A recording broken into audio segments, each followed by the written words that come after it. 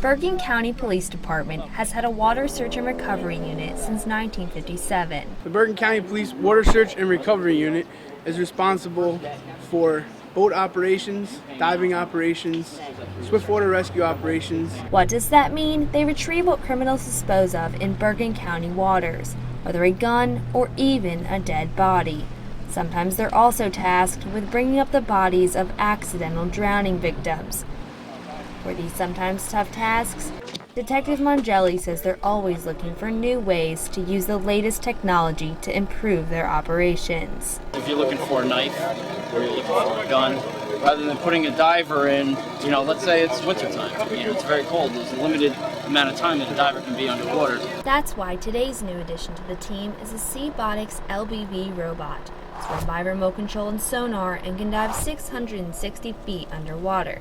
Officer Mongelli says he hopes it will lead more people to call upon the unit for help, especially those who might have otherwise been hesitant because they don't want to burden the divers. They don't want to bother us. They don't, to us that's not a bother, that's what we do. But, so maybe if they think, well, it's easier for them to deploy the robot, maybe this will generate more calls for us. According to Detective Mongelli, the robot will definitely help keep divers from unsafe waters and potentially harmful situations. So let's say the water is not exactly water. You can put a robot in.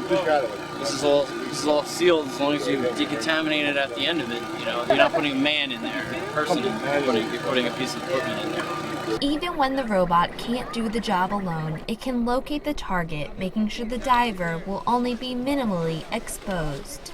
This is endless possibilities. This new technology may open doors for the Wsar unit, but Mongelli reminds us that the divers must stay on top of their training since technology can be unreliable and can never replace people in terms of their ability to diagnose and solve problems. Equipment breaks, things break, you run out of gas. There's always got to be somebody that's ready to go in. You can't rely solely on equipment. Trainer and technical writer Mark Pidco from Seabotics in San Diego says training isn't always easy either. About the biggest challenge in training anybody to operate these robots is to get them to put their head in that robot. That means getting to know what the robot can and can't do and learning how to program it to be truly useful.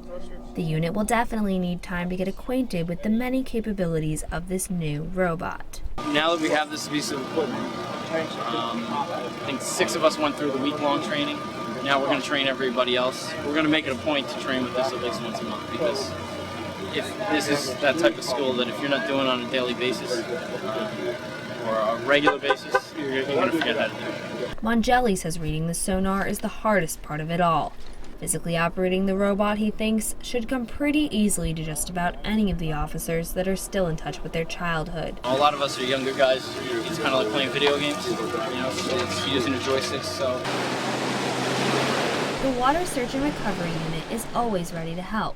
And now, so is their robot. We never turn down a call. We'll try to help out any way that we can. I'm Alex Risk, reporting for Bergen County.